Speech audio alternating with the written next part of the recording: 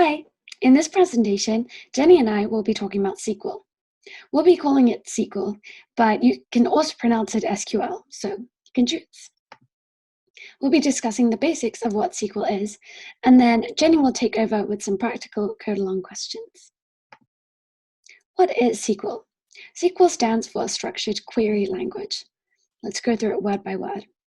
SQL is a programming language, hence language. To query means to request data. So SQL allows you to retrieve data from a database. But SQL can do more than just retrieve data. You can also perform tasks to update a database, such as deleting and adding data. Structured.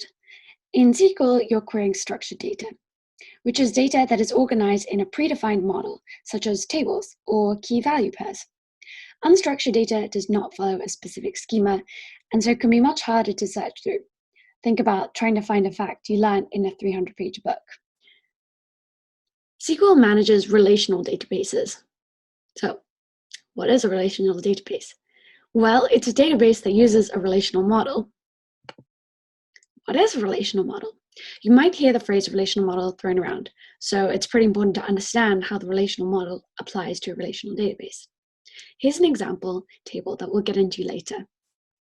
You can see the rows and the columns. The columns have user ID, username, class year, display name, and display icon. And the rows have all the data for those. So the basic components of the relational model are attributes, which are also known as columns in SQL terminology, tuples, which are also known as rows in SQL terminology, and which are an ordered set of attribute values, and relations, which are also known as tables, though they're not exactly synonymous. A few more bits of terminology. A unique key defines each row in a relational model. So 1, 2, 3, though they don't necessarily have to be numbers, they usually are.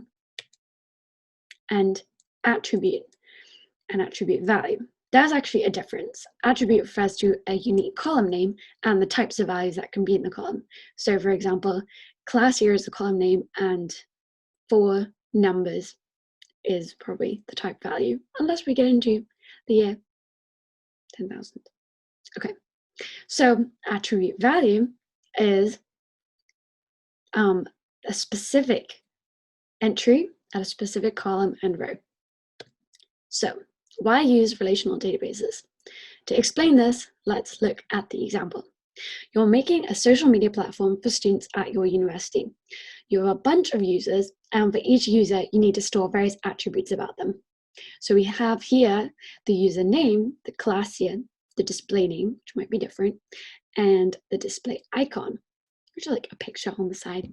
Think of Facebook. So for each user, you need to store these attributes, but you also want to display posts with the user's nickname and user icon. So how should you structure the data with the posts and the users? Here's one idea. You can make one big table to hold absolutely everything. So you hold the post, ID, text, and also everything you want to show in that post. So the display name and the display icon and the username. But here's a problem. It looks a little simple right now, but we have a lot of redundant data. As you can see, we're repeating the display name each time and the display icon. And when this scales up, you can have a huge waste of space, which can be very valuable for databases. You can see here there's actually only 10 unique cells of user info, just about the users, but the other 40 are just wasted repetition. So is there another way to display posts along with the info about the user who posted it without using all this data? Well, what about using arrays, you might ask? So here we have each post as an array along the users. But so you can tell it's pretty condensed, looks pretty simple. The downside is this violates the relational database principle of first normal form, no repeating groups. There you can see from the comma that there is a repeating group there. It's not just like one bit of information per cell, which is what you want. Now that you've added arrays, you have to start defining more rules about querying the data. You can't simply go row by row anymore, checking for values. So how you treat each column is no longer standard, and that's a bit of an issue because it adds more complexity. Imagine, for example, you want to add a new column in posts, like how many likes the post got. If you use a separate table, you could just add a column, but in this case, you have to iterate through all the arrays and add a new entry. So how about the relational solution? You can take a look and see our first relational database. Here we have two tables. There's the user table and there's the post table. Each table represents one entity type.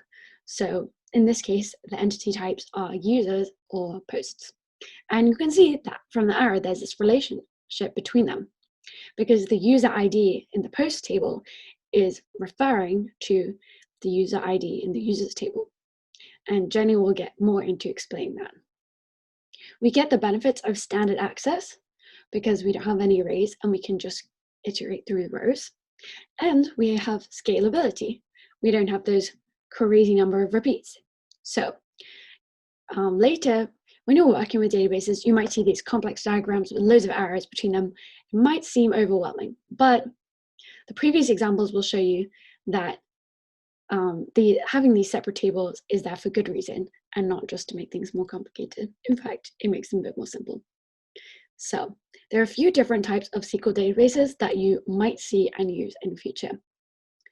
So the programs or applications that let you work with relational databases are called Relational Database Management Systems, or RDBMS. And some examples here are MySQL, PostgreSQL, SQLite, MariaDB, and OracleDB, although that one's not free. And you might have been wondering, well, we talked all about relational databases, but what about non-relational databases? Are they really bad? No, they're just used for specific types of data. So these are called NoSQL or NoSQL databases, and they can be in JSON, key value pairs, graphs, PDFs, videos, and more. It would be pretty difficult to store videos in a relational database. So there we go. Sometimes it doesn't make sense to use them. Okay, on to coding. Jenny will take over with the coding section of our program. Hi, I'm Jenny, and I'm going to be doing the code along portion for the SQL workshop. Let's get started. The first thing we're going to do is open up MySQL Workbench. This is basically an interface so you can kind of use your data in a more structured and easy way. So the first thing we're going to do is create a schema. In MySQL, a schema is basically the same thing as the database. It just contains the tables that you're going to be using. So let's create a schema. Okay, so we're just going to name it workshop, but normally you can just name it something a little bit more descriptive, but we're just going to use this to contain the tables that we're going to be using. Okay, so after creating our schema, we're going to create our tables. We're going to right-click tables, click on Table Data Import Wizard, and we're going to look through our files to import the table. So it's going to be in the data folder from the GitHub, so just make sure it's on your local computer.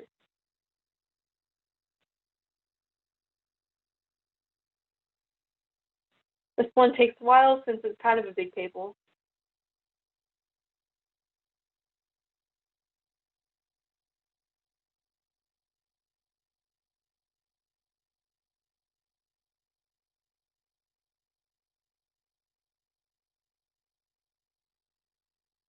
Okay, we've got the first one, and now we're just going to upload the next one.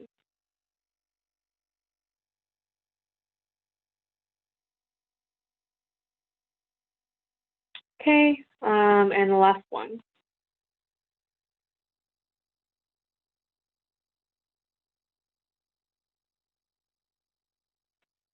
Great, so we've created our tables. Just to make sure they showed up, right-click tables and press refresh all.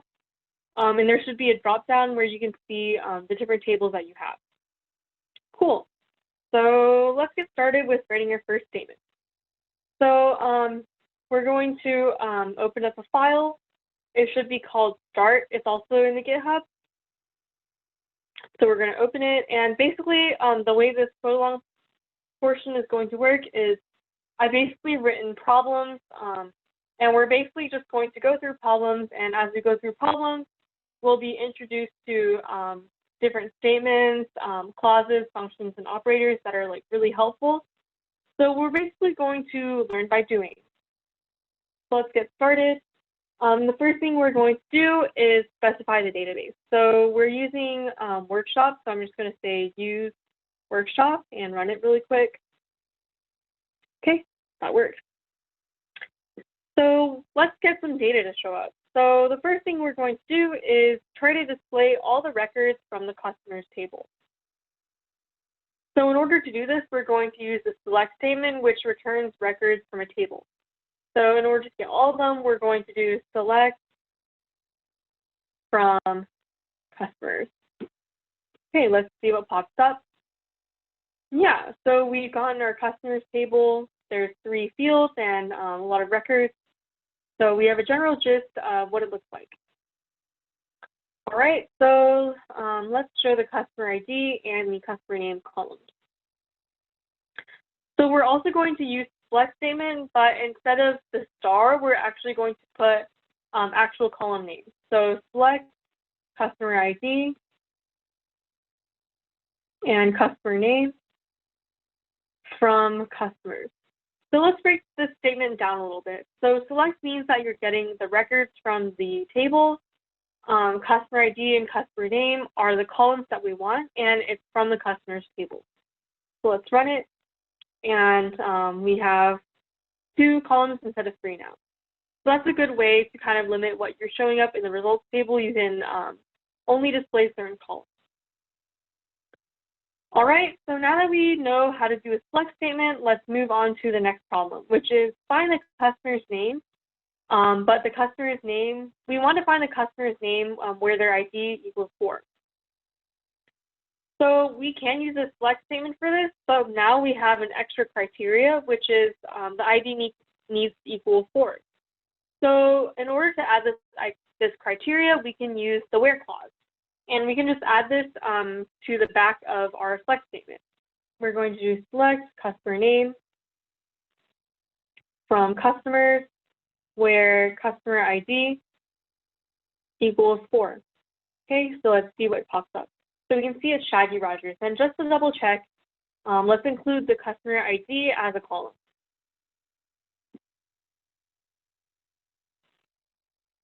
And we can see Shaggy Rogers has a customer ID of 4, so we know it works. Okay, great. So let's do another example where we use a where clause. Let's select the records where the order number is more than 105.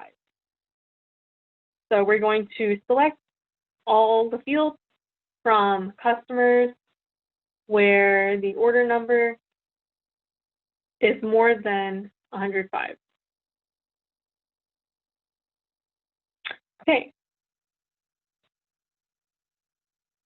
So we can see that after I pressed the button, nothing showed up. So this means that there has to be an error in my code. So let's try to see what's wrong. So select star seems like it should be correct. It is for the customers table, and it's where the order number is more than 105.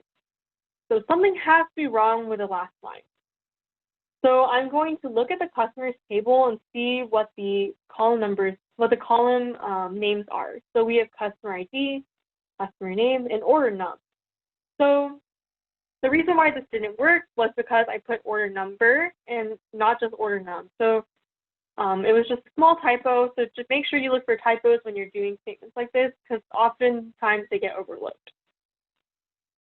Okay, great. So it works. So we have our results table where the order numbers are all more than 105. Okay, so let's do another one where we use where. So we need to find Shaggy Rogers' order number.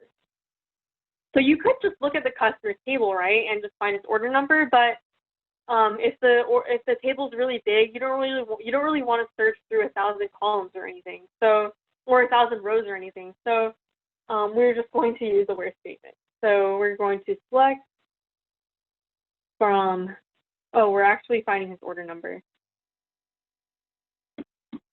And let's select his customer name as well. From customers, where customer name equals Shaggy Rogers.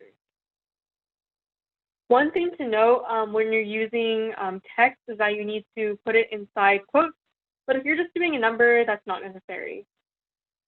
Okay, let's run it, and we can see that Shaggy Rogers' order number is 102.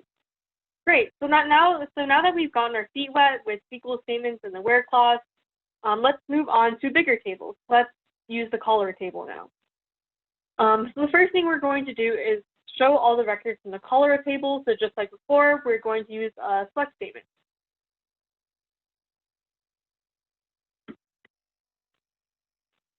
Okay, so we can see it's a pretty large table, a lot of columns and rows. Okay, so now we just have the general gist of what the table looks like. Okay, so let's select the country and fatality rate columns from the table. So we're going to select country and fatality rate from cholera, just as a brief refresher. Okay, so that works. We do have the two columns. Okay.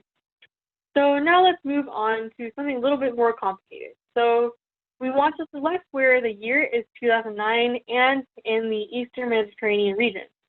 So looking at this problem, we know that we should probably use the select statement, and we do need to use the where clause. However, this problem is a little different than the previous ones because there's another criteria. We want the year to equal 2009, and we want the WHO region to equal Eastern Mediterranean. So in order to have both these criteria, we need to use the AND operator. And the AND operator basically makes it so that it has to fulfill both conditions to appear on the results table. So let's try that. So we're selecting all columns from the cholera table, where the year equals 2009 and the WHO region equals Eastern Mediterranean. Okay, so let's see what pops up. So we can see as we scroll down the table, all the years are 2009 and the WHO regions are Eastern Mediterranean. So we know that it works. Great. So let's move on to the next problem. We want to select the records where the year equals 2000 or 2001 in Africa. Okay, so let's just try this. We can see that this problem is a little different than the previous one because it has an or. So we want the year where it's 2000 or 2001. So we need to use the or operator so that it only needs to fulfill one of those conditions for it to show up on the results table. So we're going to select all fields from the cholera table where the year equals 2000 or the year equals 2001 and the WHO region is Africa. Okay, so it seems like this is going to work, right? So let's just run it. Okay, so we can see that the year is 2000 or 2001. However, the WHO region has regions that are outside of Africa. So what went wrong? So when you're using multiple operators, sometimes you do need to add parentheses so that you're grouping the conditions together. So in this case, it didn't really group it the way we wanted to. So let's add some parentheses so it shows us the results that we want. Okay, so we're basically grouping together the years. And then so the year has to be either 2000 or 2001, and the region has to be Africa. So let's see what shows up. Okay, so this seems a little bit more correct. All the regions are in Africa this time. So when you're using multiple operators, just kind of keep in the back of your mind, do I need to use do I need to use parentheses? Do I not need to use parentheses? It's just a good thing to keep in mind. Okay, so this next problem is really similar to the previous one, except this time we're going to order by decreasing fatality rate. So in order to do this, we just need to add a keyword to the back of our where clause, which that kind of specifies what we're ordering by and whether it's descending or ascending. So let's do that. Select from cholera to where year equals 2000 or year equals 2001 in parentheses, and the WHO region equals Africa.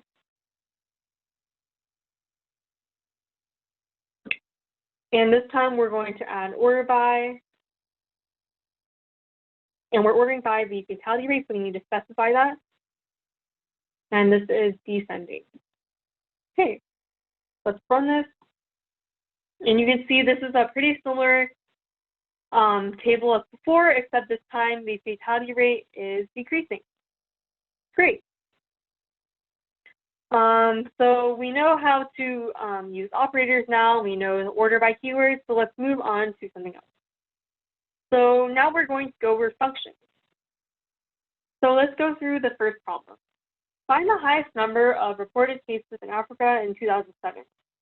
So looking at this, we should have to use the where clause, and we should have to use the and operator, but this time it's asking us to find the highest number. So how do we do that?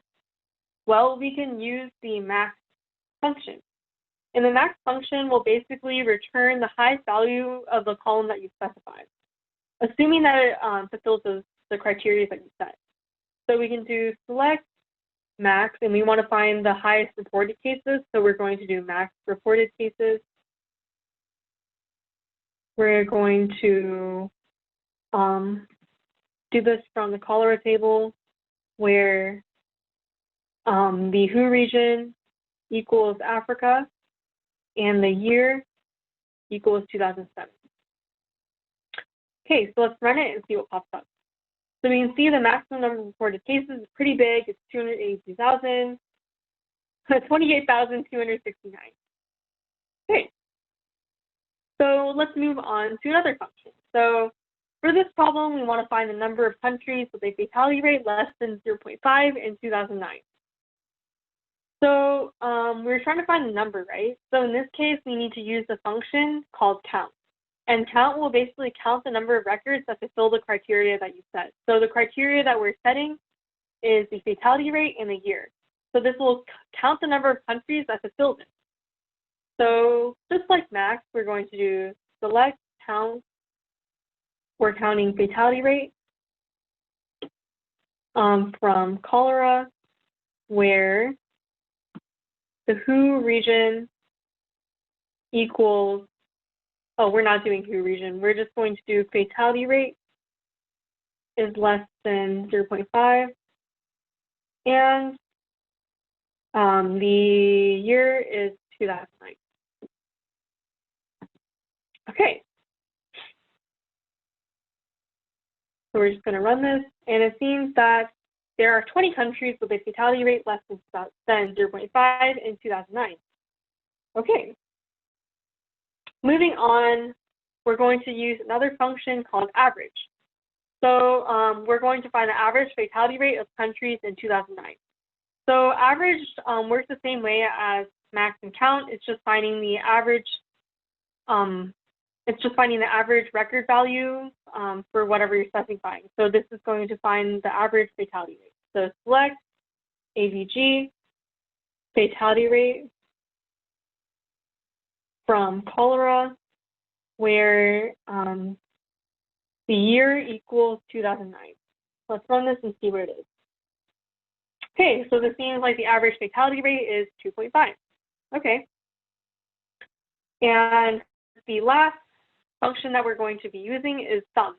So sum will basically add up all the record values that fulfill certain criteria. So for example, for this one, it'll just find the sum of cases in the Americas in 2010. So we're going to select sum reported cases from cholera, where the WHO region equals Americas, and the year equals 2010. And this time, I'm actually going to rename the results column number. So as you can see for the previous one, the column name is average fatality rate, but it doesn't look very nice. So I'm actually going to rename the column name for the sum of reported cases to just some cases. So let's run it and see. So as you can see, I've renamed the column name to just some cases, and we can see that the sum of the cases was 179,588, which is quite a few cases. All right, so we've done functions, and now let's move on to something else. So let's find the fatality rate and region of countries that start with A. So for this one, we're basically going to add like to the end of our where clause, and we're going to use wildcard. So we're going to do select. We're going to select the country just so we know the name of the country. We're going to select fatality rate. We're going to select WHO region from cholera, where the country is like. We're going to do this wildcard, A and the percent symbol. And this just means that it's trying to find countries that start with A. So there's different wildcards for different things you want to do. So there's like a different wildcard for ending with A or having A in the middle and so on. But this is a wildcard for starting with A. So let's just see what pops up. Okay, so we can see it did pull up all the countries that start with Afghanistan, or sorry, that all start with A, such as Afghanistan, Austria, and so on. So this is a way you can find countries that start with A or any other criteria. Okay, so moving on, let's find the total number of reported deaths per country. So this does look like we need to use sum. It does look like we need to use the flex statement. However, this is a little bit different since this is per country. So we're actually going to use group by. And group by will basically connect rows with the same values and group them all together. And typically you use the group by statement when you're doing count, min or max, average, and things like that. So just keep that in mind when you're writing your group by statement. So we're going to select, we're going to find the sum of reported deaths. We're going to select the country. Actually, I'm going to put that as the first column. From cholera, where, oh, that's it. We're just going to select country and the sum of reported deaths from cholera. We're going to group by the country. Okay, let's see. So we can see that all these records have unique country names, and they do have the sum of reported deaths, which is good. Okay, so this is just one way you can use sum and group by together. And you can also use count and group by together, and it's just really helpful when you're trying to find the aggregate of things. Okay, so now that we've gone over a lot of things, such as select statements, the where clause, group by, and different functions and operators, let's move away from the cholera table into the other two tables that we uploaded. So the other two tables that we have are customers and dogs. These tables were created as if they belong to maybe like an imaginary pet shop.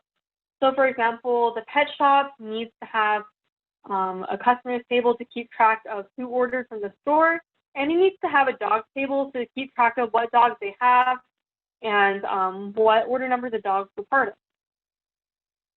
So you have these two tables, right? But what if you want information from both tables? For example, what if you want the customer name with the dogs they ordered? So you can actually use join. So in SQL, joins kind of connect records with matching values in the tables. So the first kind of join that we're going to do is an inner join. An inner join basically connects the records from one table to another when they have matching values. And it has to match in both tables. So let's just try to find the customer name and the breed of dog that they ordered. Well, first we're going to say we're going to use the workshop schema. run that really quick. Then we're going to say that we are going to select the customer name from the customer table, and we're also going to select the dog's breed from customers. We're going to inner join dogs where the customer's order number equals the dog's order number. The reason why we can do this inner join is because the customer has a column called order number, and the dog also has a column called order number. So those should actually line up. So that's how SQL will basically match it up so that we can have a table based on values from both tables. So let's just see what pops up. Okay, so we can see that we have the customer name and the dog we ordered. So the customer name is from the customer's table and the breed is from the dog's table. We can see that some of the customers actually bought multiple dogs. So what if we want to find the number of dogs bought by each customer? We can still use an inner join, but this time we are going to count the number of dogs and we're going to group by each customer who bought a dog. Let's do that. So we're going to use the workshop. Okay, and then we're going to select customers with their customer name. And this time we're going to count the dog's breed. This is from customers. We're going to inner join dogs where the customer's order number equals the dog's order number. And this time we're going to group by the customer name. Okay, so let's see what pops up. So we can see we do have the customer name and the count. So you can see some of them bought 2 dogs, some of them bought 1 dog. So this is a good example of using a lot of different things. We're using select statements, we're using the count function, we're doing an inner join, and we're also grouping by. Okay, so as I said before, SQL has a lot of different types of joins. There's inner joins, left joins, right joins, full joins. But for the sake of time, we're just going to do one more join, which is the left join. Left join is kind of similar to the inner join, except it'll return all the records from the left table and the matching records for the right table. So if there's something in the left table that doesn't match up with the right table, it'll still show up. So let's see how that works. So we're going to use the workshop schema. We're going to select the customer name. We're going to select the customer ID, the order number, and the breed.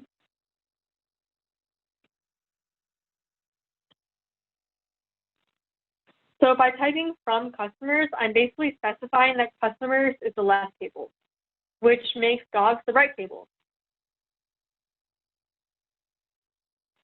And same as before, the customer order number should be the same as the dog order number.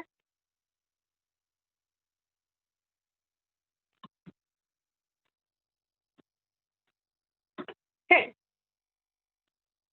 So as you can see, we do have a table with columns from different tables. If you scroll all the way down, you can see that there's actually a null. So for Jane Doe, we have her name, ID, and order number, but we don't have her breed. This is because Jane Doe appears in the customers table, but her order number with the dog that she ordered actually just doesn't exist in the dogs table. So in an inner join, Jane Doe just wouldn't appear because she doesn't really show up in both tables. But with the left join, since Jane Doe is part of the customers table, which is the left table, it'll show up no matter what. So that's kind of a difference between inner join and left join. So you really have to think about what exactly you want to show up when you're deciding between different kinds of joins you want to use. So that concludes the SQL workshop. We went through a lot of things today. We learned select statements, where clauses, functions, operators, group by, and different kinds of joins. If you have any questions about SQL, feel free to contact me or Alice. And I hope that you guys have a really good hackathon.